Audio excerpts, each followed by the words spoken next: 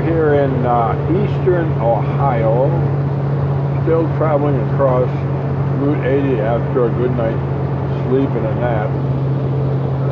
Just kind of drifting around heading towards Fort Wayne. And I wanted to go over real quickly with you lot lizards and panhandlers.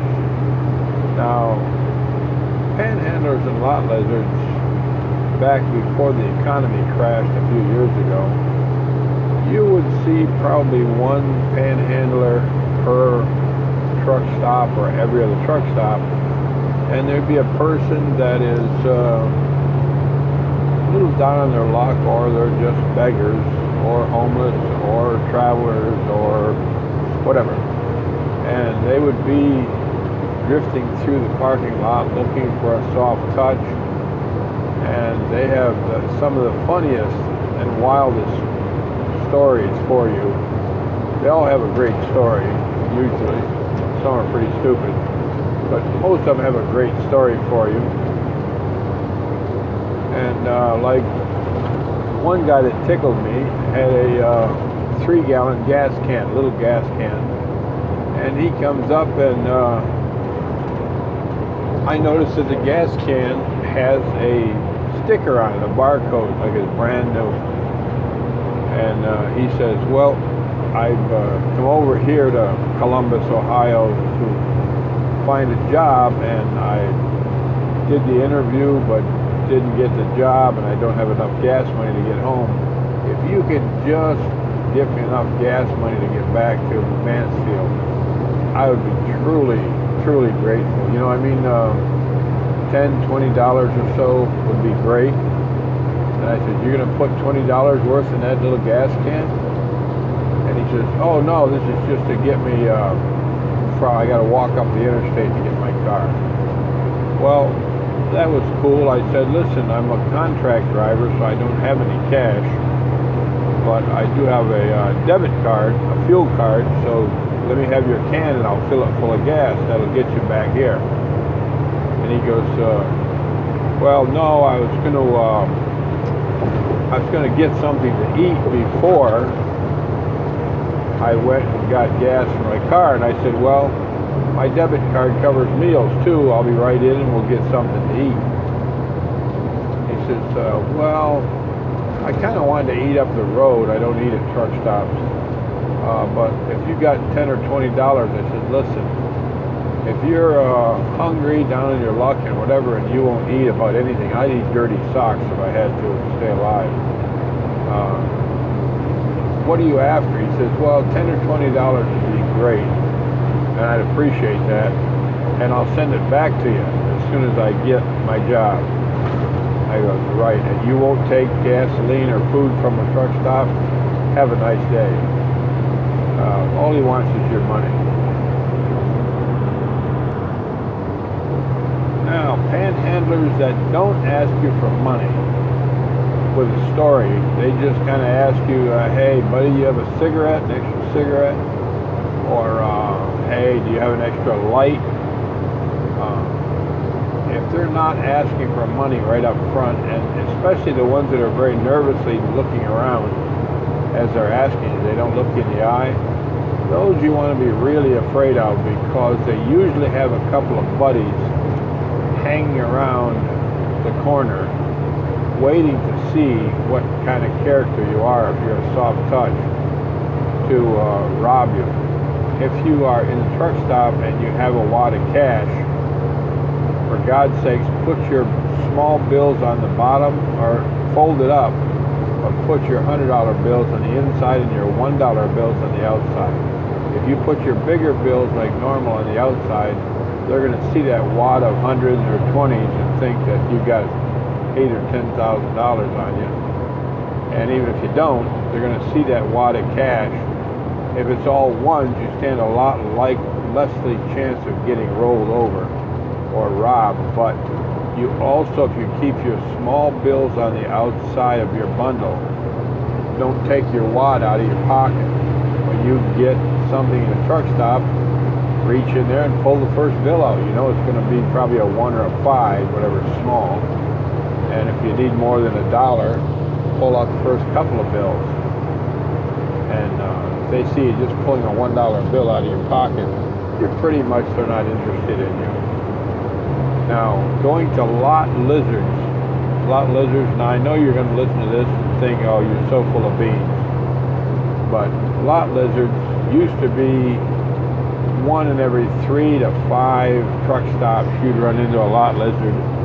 This is a woman or a gay man who's sort of down in their luck, or they're possibly doing this for a living, and they need the money, they need the cash, and they're willing to do whatever it takes to get that cash from you, or size you up and get in the vehicle with you so that a friend, they can introduce you to one of their friends who have something to show you in the line of a small weapon, knife, handgun, or whatever. These people I'm very afraid of too, because anybody that meets you and after 5 minutes of talking with you wants to have your next child, that's a very wild, bad person. And since the crash of the economy, I see lot lizards out there that are just housewives, you know, that their husband and them lost a job and they're out trying to be a hooker, and they're very poor at it. They just don't know what to do. They're dressed up like they're going out on a Saturday night date with a young boyfriend, and they're in a truck stop trying to make friends with people. These are people you should be worried about too, because they do not know what the hell they're doing. Now, when you talk about on the side of the road helping people that are broken down, I'm telling you, you have not got time or money to help these people. It's unfortunate, and you're going to have to be a cold, cruel-hearted bastard, but trust me, it's a dangerous world out here on the road, and there are people looking to take advantage of your hide. For example, I drive out of St. Louis down to El Paso, Texas, a brand new Freightliner tractor for a tractor trailer, tractor only. But I drive, it took me 2 days and I'm pretty tired. So I get there and drop the thing off about 6 o'clock at night, take a little bitty nap at a truck stop, and then take off across Route 10 going east towards Texas, into Texas. El Paso is right on the Mexican border. So that's where I dropped this truck off at a staging area to go to Mexico. So I drop the truck off, take a nap, start heading eastbound on 10, and it's about 1 o'clock in the morning. Across Route 10 out of El Paso is nothing but hundreds of miles of nothing but desert. So it runs along the Mexican border. Well, it's 1 o'clock in the morning and there's nobody out there. I mean, there's just no traffic this night. It was like a Wednesday or Thursday night. And I don't stop for breakdowns, ever.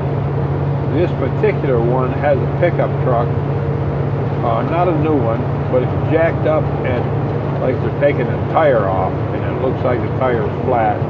Anyway, there stands a mother, about 18 or 19-year-old mother, with a newborn baby in her arms, wrapped up in a light blanket. And she's just standing there next to the road, you know, begging you to stop and help her get this tire changed. Well, it's pretty tough to resist, but I said, well, it's against my religion to pull over and help people beside the road, but I do it anyway. So I pull over and she comes running up to the car, and my car, the one that I had then, had a remote lock system, a remote start on it, but every time you start the daggum thing, the car, the door's locked. Well, she comes running up to the car and tries to open the door. Well, my locks, when you try to open the door, they're just limp, they're not hooked to anything. Well, she tries almost frantically a couple of times.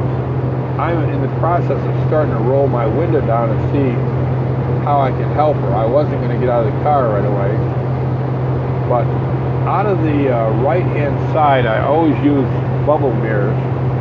I I've got bubble mirrors on my right-hand mirror, and in the moonlight, I look on the right-hand side, and here is a couple of motions in that bubble mirror, and she's still trying to get the door open. And as I'm rolling the electric window down, I look over, I can just make out two guys running out of the ditch with a piece of pipe or a heavy stick or something, running up towards the car. Oh man, I don't know what's going on. I panic. So I hit the gas and take off, and while I do, she's got her hand on the door handle. It jerks her almost down on the ground, and she drops the baby. The baby flies out of her arms and bounces into the driving lane of the 4-lane highway.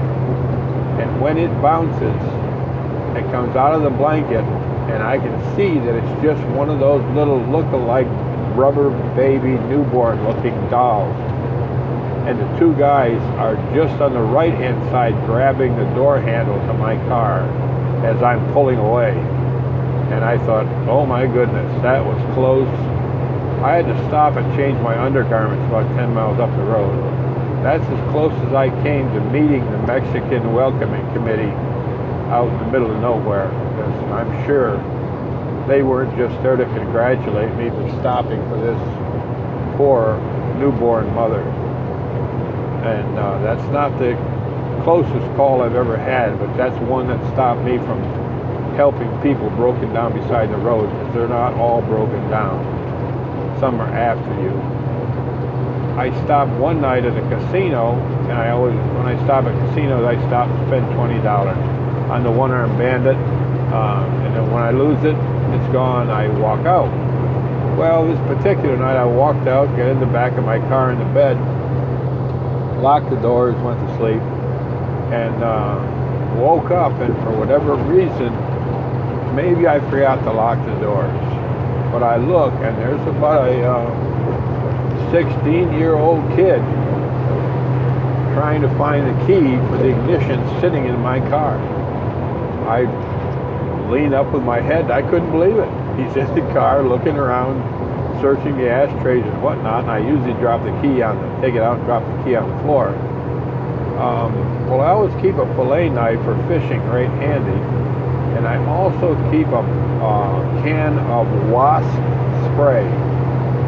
Wasp spray, because I deal with a lot of vehicles that sit around, have wasp or bees nests in them, and I need that. But it also works in an emergency as a good 25-foot mace, big heavy can of mace, has the same effect. But this particular night, this kid looks like he's just not even out of high school. So I grabbed the fillet knife from right next to my head where I sleep, and I sit up and go, what the F do you think you're doing? This kid probably came close to talking to his maker.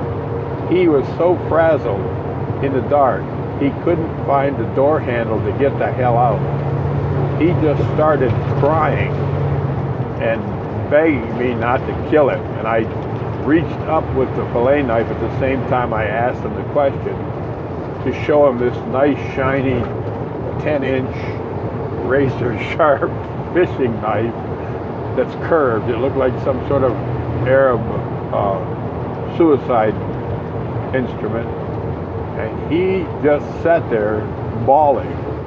Couldn't say anything. He didn't know what to say, but he could not find the door handle to get out of there. And I didn't even consider slitting his throat or anything. I imagine if it was a big, hairy ex-convict, I might have thought of that. But this one, it was actually very comical, because I finally had to tell him, if you're looking to get out, the door handle's way up front on the door. Which he did. But I've never seen a human run the 4-minute mile in 2 minutes. This kid went across the parking lot jumping medians, and he was off and running. So my point is, out here, just be careful on the road. Real quick story while I have time is, I'm in New Jersey with a brand new show Volvo tractor. It's going to a show. in Hoboken, and I'm just going to take a nap, waiting for the place to open. And I locked the doors and climbed in the sleeper, and right in the middle of a good nap, I realized there's somebody in the truck with me. I sit up, and there's a hooker, a lot lizard, in the truck going, what are you doing? And she said, well, I'm here to make sure that you leave a happy man. I'm willing to do anything, let's talk about price. Well, I went, well, I don't,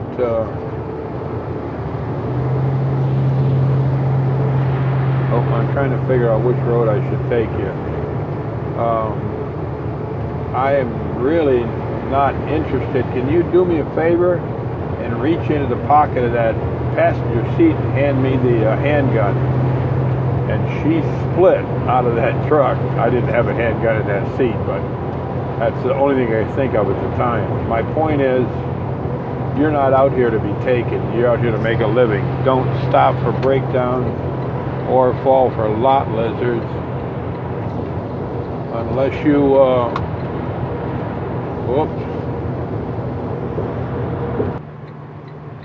Well, I'm in heavy traffic in the middle of Akron, Ohio, and I look in my right-hand rearview mirror, and one of the pads for the outriggers, which is a big square 2x2 foot heavy wooden pad for the crane, is hanging off from the back of the truck, ready to fall off on the highway. That's why I stopped.